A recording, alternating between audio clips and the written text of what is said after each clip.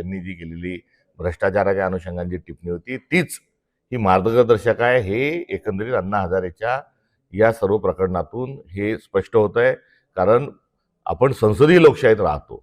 जसं आधार card, pan card या स्वरूपाचे गोष्टी आणून किंवा जनमाहिती अधिकार यासारख्या गोष्टी आणून रजिस्ट्रेशनच्या संदर्भात किंवा बँकिंगच्या संदर्भात लिंकिंग करून भ्रष्टाचार थांबवण्याची जी प्रक्रिया सुरू झाली होती, या प्रक्रियेमध्ये अधिक लोकांचा निर्णय प्रक्रियेमध्ये सहभाग करणं हा कळीचा मुद्दा बाजूला ठेवून कुठेतरी अजून एक लोकपाल नावाचं एक भूत उभं करण्याचा अण्णा हजारेंचा तो प्रयत्न होता.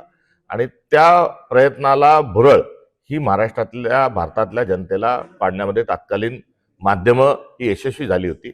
मात्र गरज सरो वैद्य मरो 2014 पासून नरेंद्र मोदी पंतप्रधान झाल्यानंतर आता या सर्व चर्चा बाजूला फेकल्या गेलेल्या आहेत. याचा अर्थ काय की यामध्ये भारतीय जनता पक्षाने जाणून बुजून अशा प्रकारचे कुभांडही रचली होती. पार्थ पवार यांच्या जमीन घोटाळ्यामध्ये काँग्रेसची काय भूमिका? नाही, पार्थ पवारांच्या घोटाळ्यामध्ये भूमिकेचा हा विषय जो आहे हा अत्यंत स्पष्ट आहे आणि आमची भूमिका स्पष्ट आहे. चुकीला चूक म्हणत आहोत. विरोधी पक्ष या नात्यानं प्रत्येक प्रकरणावर परखड स्वरूपाची मतं व्यक्त करत असताना आम्ही त्या संदर्भात संविधानिक लढाई लढत आहोत. मात्र ही भूमिका एकट्या दुकट्या आता पक्षाची राहिलेली नाही. कारण हे पहिलं प्रकरण नाही, हे 100 प्रकरणं झालेली आहे. यांची 100 केव्हाच ही भरलेली आहे. आता महाराष्ट्रातल्या 14 कोटी लोकांनी या सर्व प्रश्नांच्या अनुषंगानं भूमिका ठरवण्याची आवश्यकता आहे. हे देश विकायला, महाराष्ट्र विकायला निघालेले हे लोक आहेत.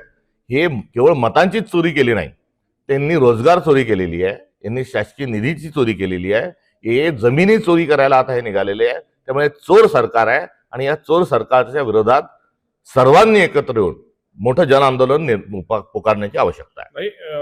पार्थ पवारच्या प्रकरणामध्ये अशी स्पष्ट भूमिका आहे का काँग्रेसची की अजित पवारांनी राजीनामा द्यावा आणि पार्थ पवारला अटक व्हावी? पहिल्याच दिवशी या संदर्भामध्ये अजित पवारांनी जनाची नाही तर मनाची बाळगून राजीनामा द्यावा किंवा न खाऊंगा न खाने दूंगा ही भूमिका भाजप सातत्याने मांडते आहे. मात्र आता हम भी खाएंगे तुम भी खाओ यावर ते गेलेले आहेत, हे यातून स्पष्ट होत आहे. आणि त्यांच्यातही जर भाजपमध्ये थोडी जरी नैतिकता शिल्लक असेल तर त्यांनी अजित पवारांना तात्काळ मंत्रिमंडळातून बरखास्त करावं, या संपूर्ण संचालक मंडळावर गुन्हे दाखल करावेत आणि केवळ संचालक मंडळावरच गुन्हे दाखल करू नये तर ज्यांनी परवानग्या दिल्या होत्या, हे खोटं काम ज्यांनी केलं त्या शासकीय अधिकाऱ्यांनाही त्यांच्यावरही गुन्हे दाखल झाले पाहिजे. आणि त्यांच्यावरच नाही तर या अधिकाऱ्यांनी ज्यांच्या इशाऱ्यावर काम केलं तेही सर्वजण यामध्ये आरोपी म्हणून पुढे आले पाहिजे. आणि या पलीकडे हे काही पहिलं प्रकरण नाही, हे दुसरं प्रकरण नाही, तिसरं प्रकरण नाही, पुण्यातले 3 प्रकरणं नाही, तर या संदर्भामध्ये एक श्वेतपत्रिका जी आहे ही शासनाने जाहीर करावी.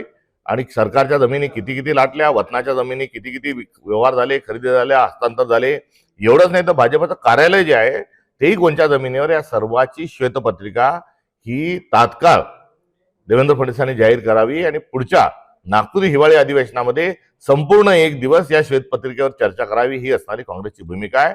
चुकीला चूक म्हणून अटक झालीच पाहिजे, राजीनामा झालाच पाहिजे. मात्र हे बेश्रम सरकार आहे. रम्मी खेळणाऱ्यांना माफी, डान्सबार गृहमंत्र्याच्या आईच्या नावावर चालतो त्यांना माफी, शेतकऱ्यांची सातत्याने थट्टा करणाऱ्यांना मानसी, सामाजिक तेढ निर्माण करणाऱ्यांना माफी. त्यामुळे हे चोर सरकार आहे आणि अशा सर्व चोरी करण्याची मुभा त्यांनी त्यांच्या मंत्रिमंडळाला दिलेली आहे. त्यामुळे सरकारच बरखास्त करण्याची वेळ आता आलेली आहे. मनोज जरांगेने आरोप केला आहे की धनंजय मुंडेने त्यांच्या हत्येची सुपारी दिली, कसं पाहता? या प्रकरणामध्ये देवेंद्र फडणवीस हे सर्वात मोठे याच्यातले कल्प्रिट आहेत आणि मुख्य सूत्रधार या सगळ्या प्रकरणाचे हे देवेंद्र फडणवीस आहे. जेव्हा मराठा समाज आरक्षणाच्या मागणीकरता अंतरवादी सराटी या ठिकाणी बसलेला असताना पोलिसांना पाठवून अमानुष लाठीमार करायला लावला आणि त्या निमित्तानं महाराष्ट्राचं शांत, सभ्य आणि सौहार्दपूर्ण वातावरण हे देवेंद्र फडणवीसांनी जाणून बुजून बिघडवलं.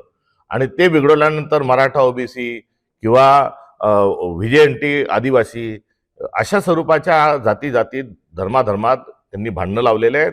आणि आज आता या सर्व घटनेच्या नंतर आता खुनाची सुपारी देण्यापर्यंत किंवा संतोष देशमुख हत्याकांडासारखी जे प्रकरण झालेत या सर्वांना जबाबदार अंतरवादी सराटी या ठिकाणचा लाठीमार हेच त्याचं मूळ कारण आहे. आणि त्यामुळे यामध्ये सर्व या ज्या क्रिमिनल ऍक्टिव्हिटी झालेल्या याचा मास्टर माइंड जो आहे हे दुसरे तिसरे कोणी नसून देवेंद्र फडणवीस आहेत. त्यामुळे देवेंद्र फडणवीसच्यापासून तर कट रचणाऱ्यांपर्यंत सर्वांची चौकशी नाही तर कुठेतरी कारवाई झाली पाहिजे. नाहीतर पोलीसही जे आहेत हे आता उलटं काम करत आहेत असं सिद्ध होईल. सदरक्षणार्थ आणि खल निघणार्थ हे पोलिसांचं ब्रीदवाक्य आता राहिलं नसून खल संरक्षणार्थ आणि सद निघणार्थ अशा प्रकारचा देवेंद्र फडणवीसांचा कारभार हा महाराष्ट्रात सुरू आहे. संजय शिरसाट यांनी तुमच्यावर पाळत ठेवणाऱ्या पोलिसांसंदर्भात तुम्ही जे गौप्यस्फोट केला तर त्याच्यावर त्यांनी प्रतिक्रिया दिली. पोलीस पोलिसांचंच काम करत असते म्हणे. ठीक आहे, पोलिसांना उद्यापासून माझ्या शौचालयाचा डब्बा जो आहे तो भरून देण्यासाठी ते पाठवणार आहेत का, हा माझा त्यांना प्रतिप्रश्न आहे. जी राज्यात नगर परिषदेचा बिगुल वाजला आहे निवडणुकीचा, महाविकास आघाडीच्या युती संदर्भात काय निर्णय झाला? आपल्याला यापूर्वीच कल्पना दिलेली आहे की काँग्रेस कमिटीने युती आघाडीच्या संदर्भातल्या सर्व अधिकार हे स्थानिक नेतृत्वाला आणि स्थानिक संघटनेला आम्ही सोपवले होते. त्यानुसार संपूर्ण महाराष्ट्रभरातून 35,000 अर्ज हे काँग्रेस कमिटीकडे प्राप्त झाले होते. या सर्व अर्जांच्या मुलाखती, अर्जदारांच्या मुलाखती, त्यानंतर जिल्हा पार्लमेंटरी बोर्डाची मीटिंग आणि त्यानंतर या संदर्भात 12 तारखेला महाराष्ट्र पातळीवर हे सर्व निर्णय होणार आहेत.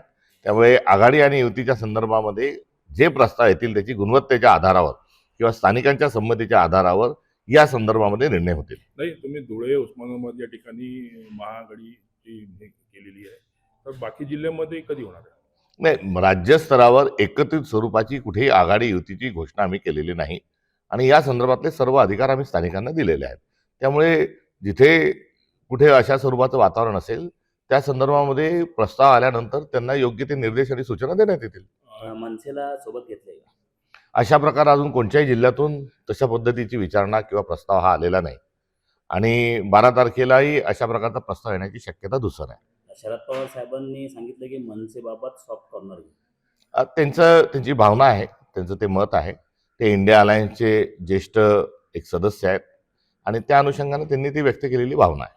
मनसेकडून जर प्रस्ताव जर आला तर त्याच्यावर आपण सकारात्मक विचार करणार. या संदर्भामध्ये राष्ट्रीय पातळीवर चर्चा होईल, कारण इंडिया अलायन्स काही एकट्या काँग्रेस, शिवसेना आणि राष्ट्रवादी पुरता हा विषय मर्यादित नाही. तर इंडिया अलायन्स हा कन्याकुमारीपासून तर काश्मीरपर्यंत आणि गुजरातपासून तर आसाम, मिझोराम, मेघालयापर्यंत विविध पक्ष त्यामध्ये सहभागी आहे. त्यामुळे हे नेतृत्व एकत्रित स्वरूपामध्ये त्या संदर्भात निर्णय घेतील. राज्यात नवनवीन जमीन घोटाळे बाहेर निघत आहे, काय सांगाल? हे सर्व जो व्यवहार आहेत हे उघड्या डोळ्यांनी बघण्याचं दुर्भाग्य एक महाराष्ट्रातल्या लोकांना लाभलंय. मुंबईत, पुण्यातच नव्हे, पुण्यात तर एकामागे 2 प्रकरण निघाली. अगदी तालुका पातळीवर हे रॅकेट कार्यरत आहे आणि महाराष्ट्राचं सरकार जे आहे ते संविधानाच्या अनुसार चाललं नसून हे लूट हाच ध्येय धोरण ठेवून ते काम करत आहे आणि सरकार आणि लोकप्रतिनिधी सरकार चालू नसून दलाल जे आहेत ते दलाल हे सरकार चालवत आहेत आणि दलालच सर्व हे सरकारमध्ये बसलेले आहेत. भोसरी प्रकरणानंतर खडसेंना राजीनामा द्यावा लागला. आता हे जे पार्थचं प्रकरण झालेलं आहे तर अजित पवारने राजीनामा द्यायला पाहिजे का? हा प्रश्नच उपस्थित होत नाही. तातडीने राजीनामा दिला पाहिजे. मात्र हे मूकं, बहिरं आणि आंधळं सरकार नाही, गेंड्याची कातडी पांघरलेलं सरकार नाही, तर त्याच्या पलीकडे हे बेश्रम सरकार आहे. झोटिंग कमिटीचा न्याय एकाला दिला जातो आणि दुसऱ्याला कुठेतरी क्लीन चिट देण्याचा जो सपाटा देवेंद्र फडणवीस यांनी लावला आहे याच्या मागे दुसरं तिसरं काही नसून आर्थिक हितसंबंध आणि लुटो हा त्याच्या मागचा खेळ आहे. देवेंद्र फडणवीसही अजित पवारांचा राजीनामा यासाठी घेत नाही कारण अजित पवारांजवळही देवेंद्र फडणवीसांचे मोठे मोठे गफले आणि त्यांनी लाटलेला जमिनीचा चिठ्ठा त्यांच्याजवळ आहे. त्यामुळे त्यांना हा सावध खेळ देवेंद्र फडणवीस खेळत आहेत. पुणे जमीन प्रकरणी पार्थ पवारांवर अद्यापही गुन्हा दाखल झाला नाही. त्यांना वाचवण्याचा प्रयत्न आहे. तर दुसरीकडे त्यात ज्यांच्यावर गुन्हा दाखल झाला आहे त्यांना हा विजय मल्ल्या पॅटर्नमध्ये या देशातून या सरकारने पळून लावलेला आहे. त्यामुळे हा एकंदरीत सरकार हे कोणासाठी काम करतं हा संपूर्ण आशय त्यामागचा आहे. ह्या प्रकरण तातडीने ईडीकडे जायला पाहिजे. सर्वोच्च न्यायालयाने याची दखल घेऊन ज्या पद्धतीने 2Gचा जो तथाकथित जो घोटाळा होता जो पुढे त्यामधून काही निष्पन्न निघालं नाही त्या आधारावर कोर्टाने डे टू डे बेसिसवर या संपूर्ण प्रकरणाची चौकशी केली पाहिजे. प्रताप सरनाईकांचाही एक असं प्रकार निघालेला आहे. हे एक प्रकरण आहे. अलिबाबावर 40 चोर अशा प्रवृत्तीचे सरकार कार्यरत आहे. त्यामुळे प्रत्येक मंत्र्याचा घोटाळा आणि सरकारचा घोळ हेच यांचं ब्रीदवाक्य आहे. सत्यमेव जयते हा विषय बाजूला ठेवून घोळ आणि घोटाळा असं या सरकारचं धोरण असल्याचं देखील या निमित्ताने स्पष्ट होत आहे. शेतकऱ्यांची कर्जमाफीसाठी उद्धव ठाकरे दौरे करताय. शेतकरी हवाल दिलाय आणि अशा वेळेस त्यांना दिलासा देण्याची गरज आहे आणि त्या भूमिका स्वीकारत असताना ते शेतकऱ्यांशी जो संवाद साधत आहे ती स्वागतार्ह आहे. उद्धव ठाकरेंनी फडणवीसांचं नाव न घेता म्हटलं की ते ऍक्सिडेंटल मुख्यमंत्री आहेत. तुम्हाला काय वाटतं? आता त्यांची जी टिप्पणी आहे ते ॲक्सिडेंटल त्यांनी जे म्हटलं त्यामागचा जो आशय आहे तो आशय तपासावा लागेल.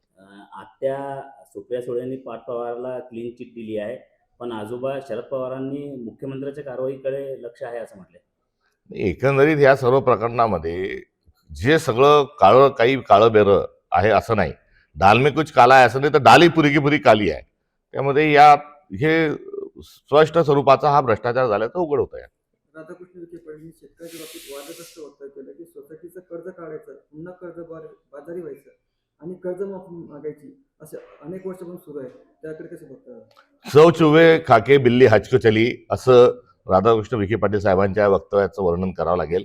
कारण त्यांचा प्रवरा जो समूह आहे त्याच्यामध्ये अनेक उद्योग आहेत, सहकार आहेत, सर्व आहेत. हा केवळ अनुदानावर आणि कर्जमाफीवर हा डोलारा सगळा त्यांचा उभा आहे.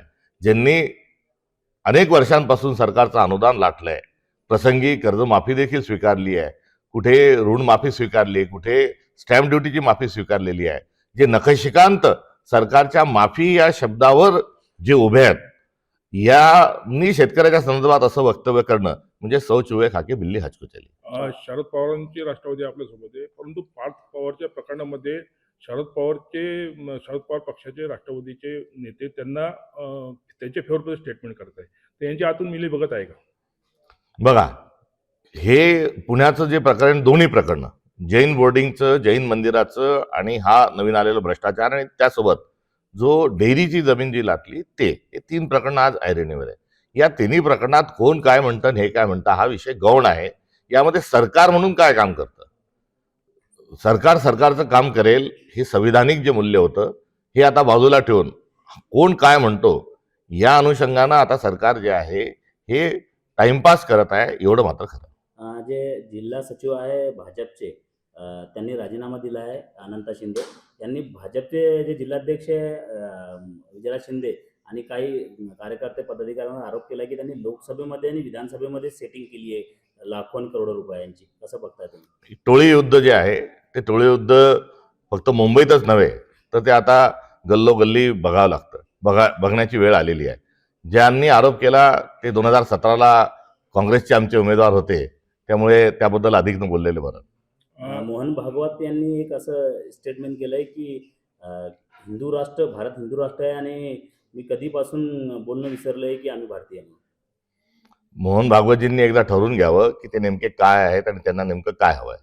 त्यांचा जो हिडन अजेंडा आहे तो हिडन अजेंडा त्यांना वेगवेगळ्या वेळेस वेगवेगळं त्यांना बोलावं लागतं. 100 वर्ष झाल्यानंतर त्यांनी त्यांच्या संघटनेचे ध्येय उद्दिष्ट काय आहेत हे एकदा स्पष्ट करावं, त्यांच्या संघटनेची नोंदणी करावी आणि त्यानंतर त्यांची ठाम भूमिका आहे ती सांगावी. ते नेहमीच संभ्रमात असल्याचं आढळून येतात आणि आता अलीकडच्या काळात त्यांचा कुठलाही प्रभाव हा भाजपवर आणि देशाच्या आणि महाराष्ट्राच्या राजकारणावर राहिलेला नाही. कारण मोदी जे आहेत ते त्यांचं ऐकायला तयार नाही. 75 वर्षांचं रिटायरमेंट घ्या सांगितल्यानंतरही मोहन भागवतांचं नरेंद्र मोदी ऐकायला तयार नाही.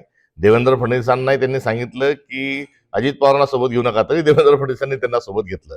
त्यामुळे आता रबर स्टँडपेक्षाही कमी किंमत ही राष्ट्रीय स्वयंसेवक संघाची आणि पर्यायाने मोहन भागवत साहेबांची झालेली दिसून येते. तुम्ही जे 21 डिपेंडरचा घटस्फोट केला होता तर त्याच्यामध्ये काही चौकशी पुढे झाली का? बघा, हे चौकशा ज्या आहेत त्या चौकशीचा घाट घालणे म्हणजे याच्यातून मार्ग मोकळा हा एक नैतिक मुद्दा आहे. त्यामुळे डिफेंडर तत्सम गाड्या ह्या उपलब्ध सत्ताधाऱ्यांना करून देण्याकरता यांच्याजवळ पैसे आहेत.